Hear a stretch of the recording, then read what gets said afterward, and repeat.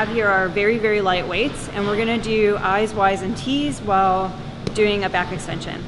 So when you're doing a back extension, you wanna make sure when you come up, you're not hyperextending. So you only wanna come up so you have a straight back, and that's where we're gonna do our I's, our Y's, and our T's. So I'm gonna come down, I'll grab my very light weights, I'm gonna come up, and I'm gonna come up and I'm gonna lead from my shoulders. That's an I, and my 10 and 2 position is my Y, and then my T. And I'm really squeezing in that mid back, and that's 1. Then I'm gonna come down. So if you don't have access to a back extension machine, there's another way that you can do this with the medicine ball. Take your weights in front of you, and then squeezing from the shoulders, just do the lift again here.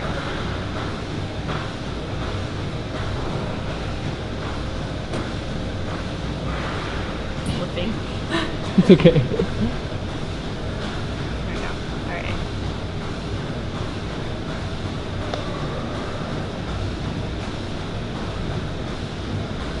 So one of the antagonist muscles that we actually use a lot in climbing is our tricep muscles.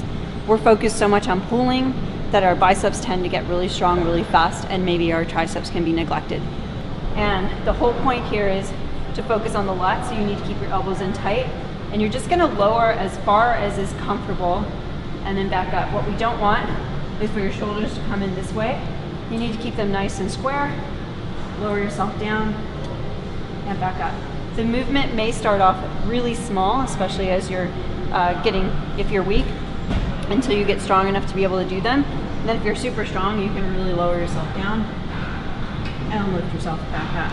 If this is too much, because you're using your whole body weight to lower you, you can use a bench. So here I'm just sitting at 90 degrees and I'm just gonna lower myself down and push up. You wanna avoid having your elbows come out to the side, really keep your elbows going back.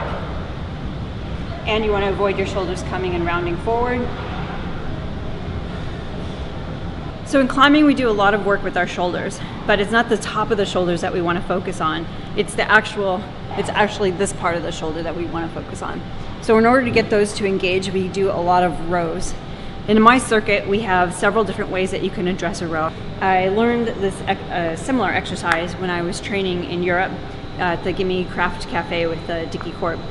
But what I really like about this is it wakes up this shoulder system, and it really lets me be aware of them so that I'm more focused on using them when I'm climbing. The pulley lets me move the system up and down, and then I have a stool sitting out there so that I can be supinated, chest level at front.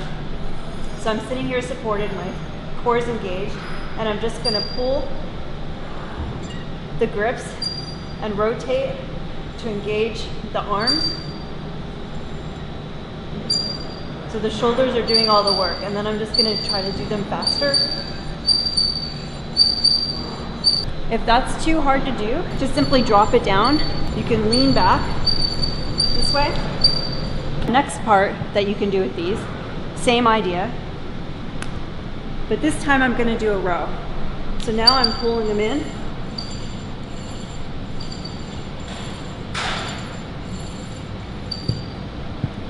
And you want to work your way to making them faster.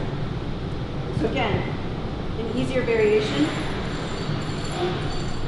and an even easier variation.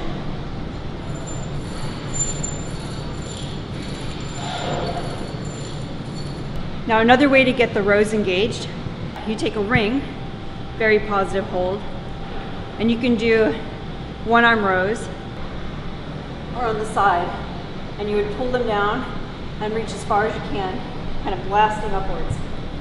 So pulling it in and blasting up. Not pushing with the feet to get up, really pulling from the shoulder. If that's too hard, walk it back.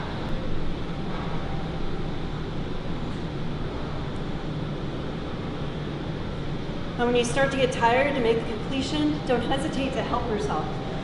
Pull up, keep it controlled on the way down. You do not want to let yourself fall into it. That will really jar the body and you can really hurt your elbows. All right, right here I have 3 different ways that we can do a row. I'm going to do it from a kind of a plank position where my back is straight, the core is engaged, palm is flat, knee and 90 degrees. I'm gonna make sure that my shoulders are not dipping. They need to be square, and that I'm not looking up like this so that my back is not arched. So suck the belly up, just kind of look in front of you. I actually just wanna let the weight hang, and then I wanna pull from the shoulder to lift my arm up. I know it looks like the biceps doing the work, but it's not. There's some bicep engagement, but I want the whole initiation of the movement to come from the mid-back and the shoulder back. Now the reason I like a plate is I can actually do a little bit of finger training. So I just leave the weight hanging on my fingers in that open hand position. I can feel the stretch down the back and the extensors, and I'm just gonna lift again. They're gonna stay tight into the body, don't let them come out. And then just up until your arms are back as high as they can go without your elbows moving. And then you're just gonna lower them back down, flick the wrists at the bottom of the motion, and then back up, and that's one. You really don't wanna push the weights on this. Right now, especially when you're starting, you need to go for good form. So making sure that your body is staying in one position. If you're starting to do this, that's too much weight.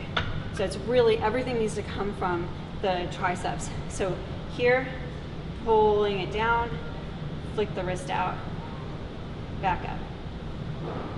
So start super light, work your way up. If you're getting 12 to 15 pretty easily with no fatigue, then you can increase the weights.